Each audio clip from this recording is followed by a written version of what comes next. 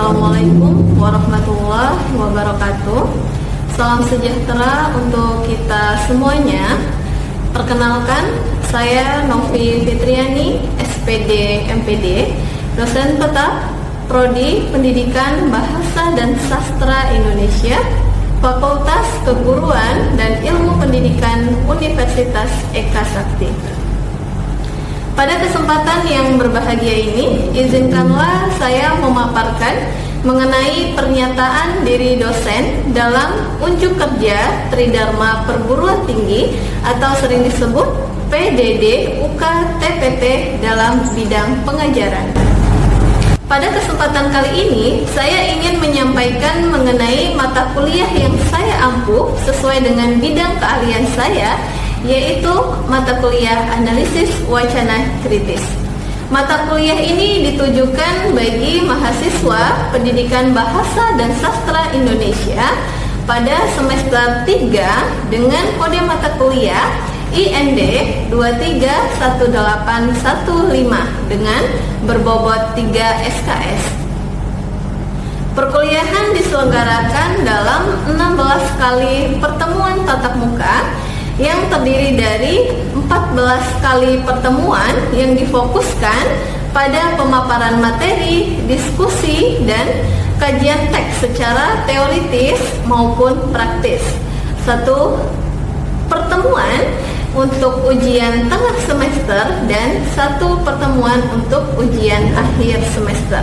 Adapun deskripsi mata kuliah Analisis Wacana Kritis adalah bertujuan untuk membekali mahasiswa dengan pemahaman teoritis dan keterampilan praktis dalam menganalisis sebuah wacana, baik secara lisan maupun tulisan dalam berbagai konteks sosial, budaya, dan ideologi. Mata kuliah ini mendorong mahasiswa mengembangkan kemampuan berpikir kritis dan analitis terhadap penggunaan bahasa dalam masyarakat. Pembelajaran diarahkan agar mahasiswa mampu mengidentifikasi unsur-unsur wacana, struktur wacana, strategi retoris, serta hubungan antara bahasa, kekuasaan, dan ideologi. Materi yang dibahas dalam mata kuliah ini meliputi sejarah dan perkembangan analisis wacana kritis, hubungan antara bahasa, kekuasaan, dan ideologi, karakteristik analisis wacana kritis, pendekatan analisis wacana kritis dari berbagai model atau tokoh, analisis wacana media, analisis wacana politik, serta strategi linguistik dalam analisis wacana kritis.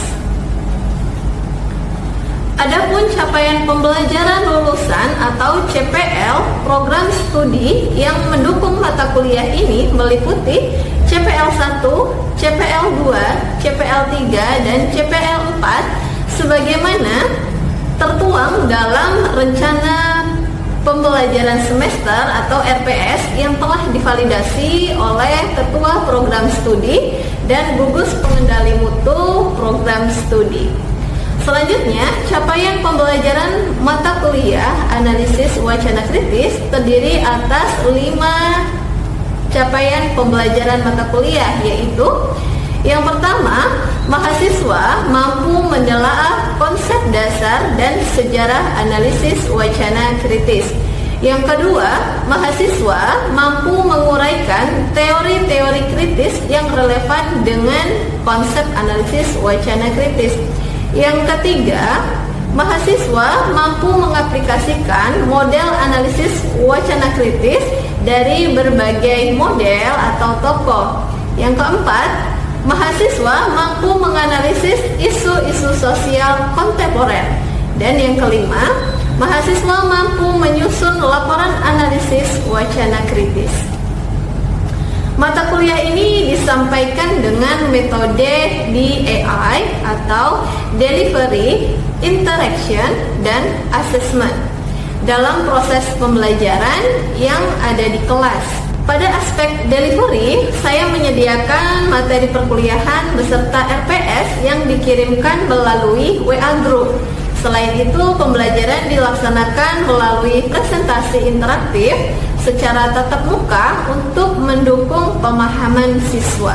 Pada aspek interaksi, pembelajaran melibatkan komunikasi dua arah antara dosen mahasiswa melalui diskusi, tanya jawab, kolaborasi, serta refleksi bersama. Sementara itu, pada asesmen, penilaian mencakup asesmen formatif dan berupa kuis, tugas, proyek individu dan kelompok, serta penilaian sikap dan keterampilan sesuai dengan RPS. Adapun asesmen sumatif dilakukan melalui ujian tengah semester, UTS, dan ujian akhir semester atau UAS. Model pembelajaran yang digunakan dalam mata kuliah ini adalah case-based learning dan penugasan yaitu project-based learning. Baik, berikut adalah video proses pembelajaran pada mata kuliah analisis wacana kritis.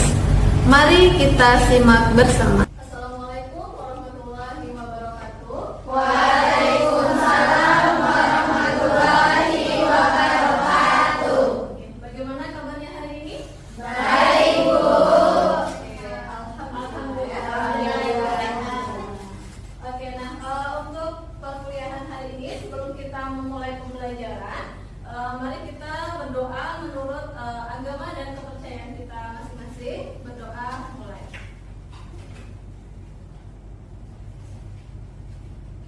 Oke, berdoa selesai. Baik ya, sebelum kita memulai pembelajaran, Ibu akan mengecek daftar hadir terlebih dahulu. Ya, siapa di sini yang tidak masuk? Kiki, Bu. Ya, siapa lagi? Delina. Oke, 3 orang ya berada Iya, yang Bu. hari ini. Oke, baik. Nah, hari ini kita akan membahas materi baru ya. Namun sebelum kita membahas materi mengenai model analisis term Fundage ya, Ibu ingin bertanya terlebih dahulu. Kira-kira siapa yang masih ingat materi minggu lalu ya? Minggu lalu kita sudah membahas terkait karakteristik dari analisis wacana kritis. Ayo, siapa yang masih ingat materi minggu lalu? Ini, Bu. Oke, silahkan. Materi minggu lalu ada tindakan, Bu. Iya. Ada tindakan, ada konteks. Mhm. Di mana tindakan itu bahasa yang dipahami sebagai sebuah tindakan aktif, di mana yang digunakan untuk tujuan tertentu, misalnya dapat mempengaruhi, dapat mendebat ataupun mengontrol khalayak. Oke. Kemudian kalau konteks berarti itu pemaknaan, Bu. Pemaknaan sebuah teks tidak bisa dilepaskan dari konteks situasi. Oke. Dari produksi juga dan kondisi sosial juga. Kemudian dari kondisi sosial tempat teks tersebut yang. Oke, selanjutnya siapa lagi yang masih ingat? Oke, silahkan. Itu ada historis dan kekuasaan. Historis dan kekuasaan ya. Apa itu historis? Historis adalah suatu wacana yang dikaitkan dengan peristiwa masa lalu atau sejarah perkembangan wacana di masyarakat. Sedangkan kekuasaan adalah wacana yang tidak pernah netral karena di dalamnya terdapat persaingan atau relasi kuasa antara kelompok yang mendominasi dan yang didominasi. Oke, bagus Salma. Selanjutnya siapa lagi? Oke, silakan. Selanjutnya ada ideologi, yaitu bahasa adalah alat strategis untuk menyebarkan legitimasi atau melawan nilai-nilai ideologis tertentu. Oke, nah jadi itu materi kita minggu lalu ya. Kita sudah membahas mengenai karakteristik dari analisis wacana kritis. Jadi karakteristiknya ada 5 ya. Oke, hari ini kita membahas materi mengenai model analisis wacana kritis. Teori Fundage atau Fundage ya. Nah di sini Fundage mengatakan sebuah pendekatan yang mendalam untuk mengurai hubungan antara bahasa dan kekuasaan serta ideologi yang berbeda. Oke. Nah, namun sebelum kita membahas lebih lanjut, kita ingin melihat dulu siapa sih Fundage ini gitu ya. Nah, jadi Fundage ini adalah salah satu tokoh ya atau ahli terkemuka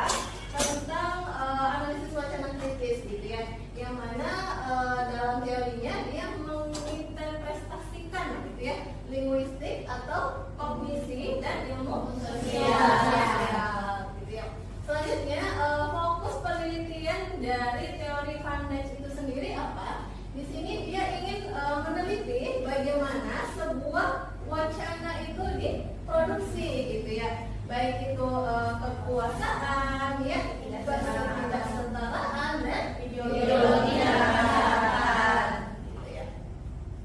Lalu kita masuk di sini ya, ada beberapa di sini ada beberapa elemen dari analisis wacana Van Dijk ini, atau beberapa dimensi dari analisis wacana Van Dijk.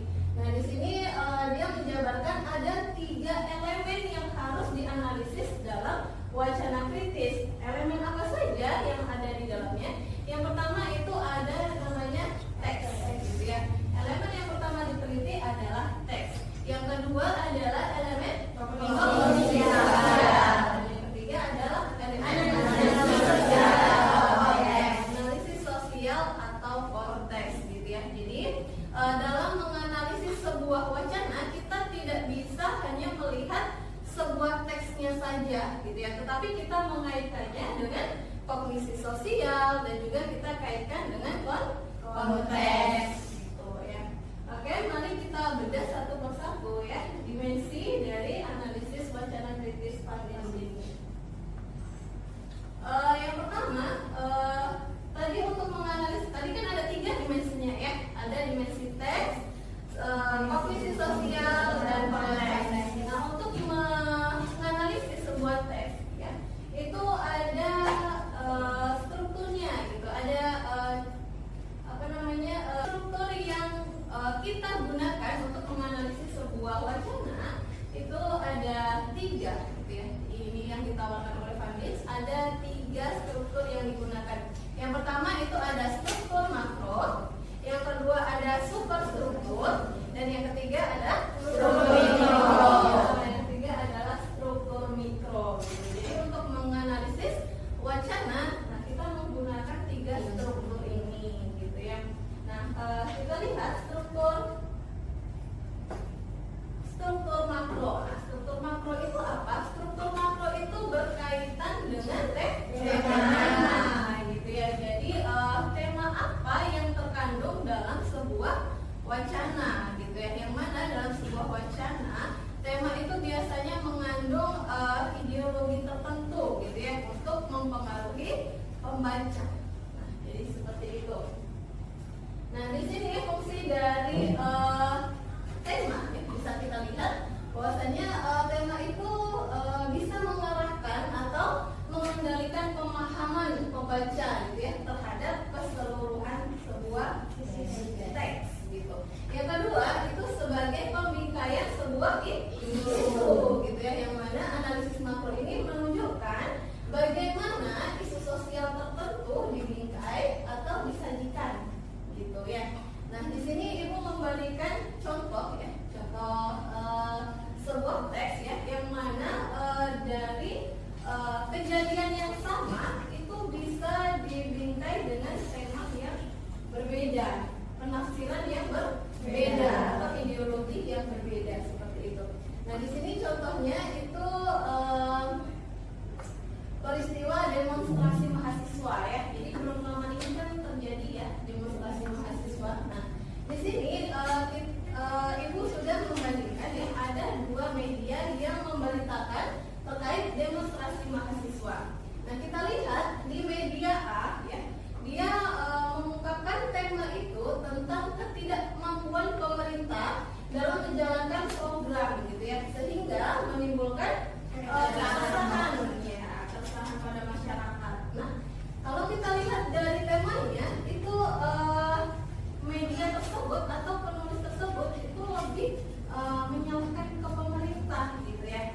Nah, kita lihat di media B gitu ya. Di media B itu dia memberitakan yang sebaliknya gitu, di mana di media tersebut penulis menampilkan ya kisah seperti kerusakan fasilitas akibat demonstrasi mahasiswa gitu ya, dan lain-lain sebagainya. Itu kalau kita lihat temanya itu dia lebih cenderung membela atau pro terhadap pemerintah gitu ya. Nah, jadi dari satu kejadian itu bisa diberitakan dengan berbagai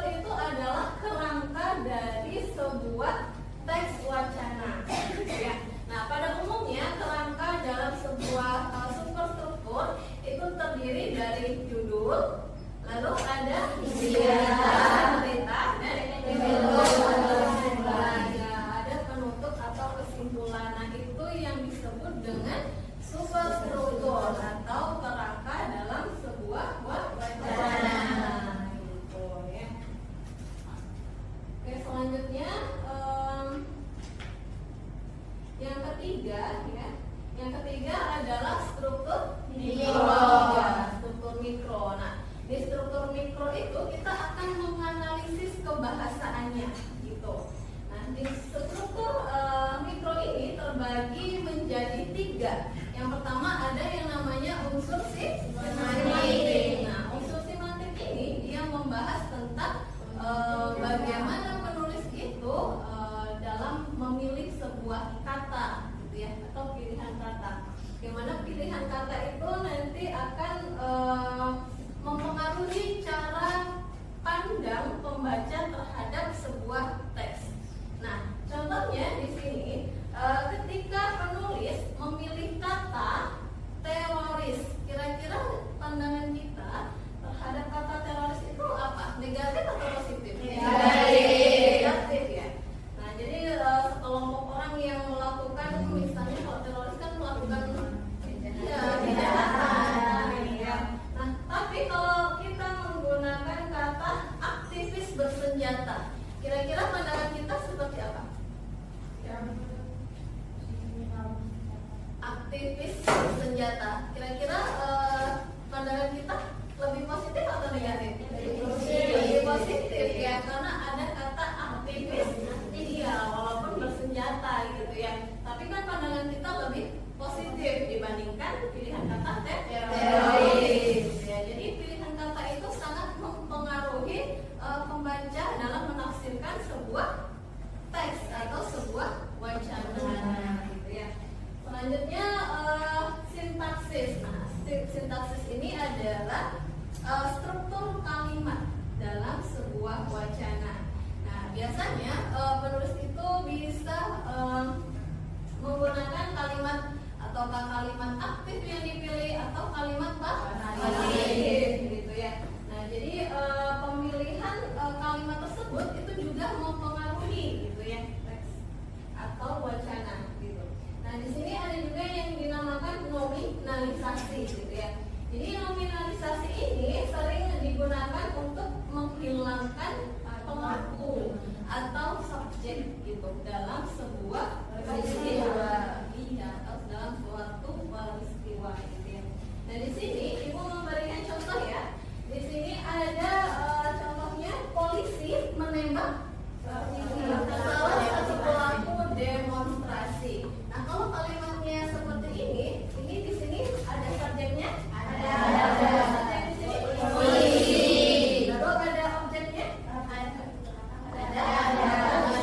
objeknya adalah pelaku demonstrasi. Sedangkan di kalimat yang kedua kita bisa lihat di situ demonstran ditembak pada saat melakukan aksi turun jalan. Nah, dari kalimat kedua ini disebut dengan nominalisasi gitu ya. Kenapa? Harusnya tidak jelas. Karena tidak ada subjek di situ. Nah, itu dihilangkan subjeknya dalam kalimat tersebut. Nah, itu yang disebut dengan nominalisasi. Jadi penghilangan subjek gitu. Jadi kalau kita lihat di kalimat kedua, demonstran ditembak pada saat melakukan aksi turun jalan. Nah, siapa yang menembaknya? Apakah polisi? Apakah sesama demonstran? Apakah pemerintah? Di situ kan nggak jelas gitu ya. Nah, itu yang disebut dengan nominalisasi. Yang ketiga itu adalah stilistik ya, atau retoris gitu ya. Nah, jadi stilistik atau retoris ini adalah penggunaan metafora, hiperbola, dalam sebuah wacana.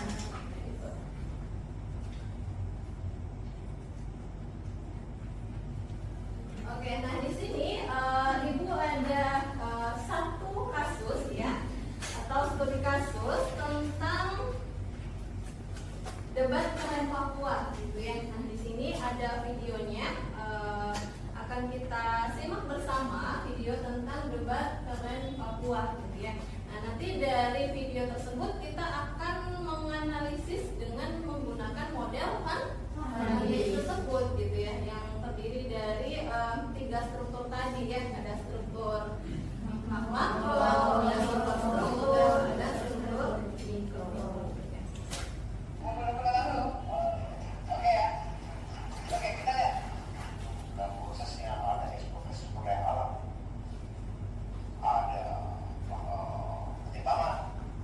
Ada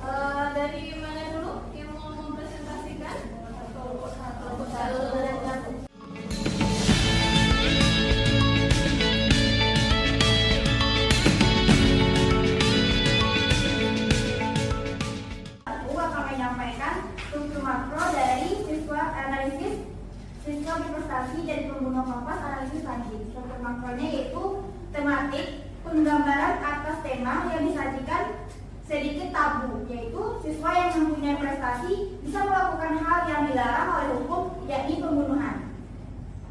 Oke, jadi itu ya struktur makro dari matematik. Oke, selanjutnya kelompok mana yang mau Baik, kami akan menjelaskan hasil diskusi kami dari kelompok 2. Superstruktur atau skematik bisa juga disebut dengan alur, yakni bagaimana alur wacana pada berita yang dimaksud ialah salah satu sebagai berikut ungkapan kata. Berprestasi tersebut dinyatakan oleh beberapa guru di sekolah tempat ia belajar, yaitu Petar dan Irwansyah. Mereka berdua mengungkapkan bahwa SP si pelaku merupakan siswa yang berprestasi, pandai dalam dunia seni melukis dan juga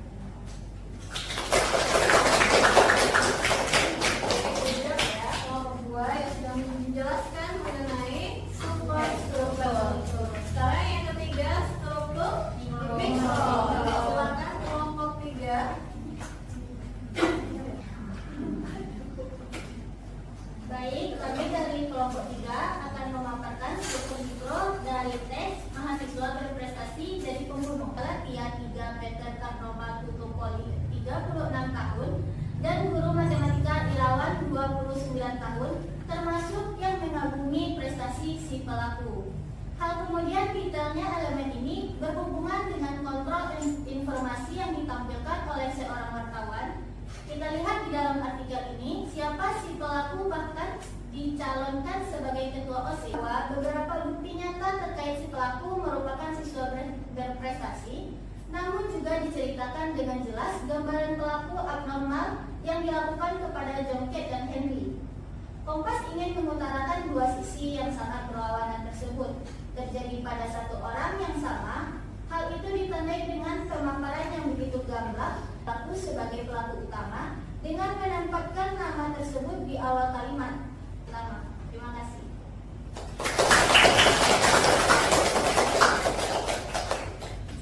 Oke, baik ya. Jadi begitulah cara kita menganalisis suatu teks wacana ya, yang tadi adalah wacana pemberitaan dari Kompas gitu ya, yang kita analisis dengan menggunakan model Van-Parijs. Jadi bagaimana untuk pembelajaran hari ini? Sudah paham?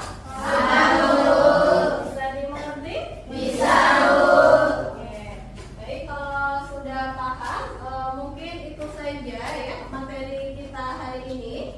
Kita akhiri perkuliahan hari ini dengan mengucapkan Alhamdulillahirabbil alamin. Assalamualaikum warahmatullahi wabarakatuh. Waalaikumsalam warahmatullahi wabarakatuh.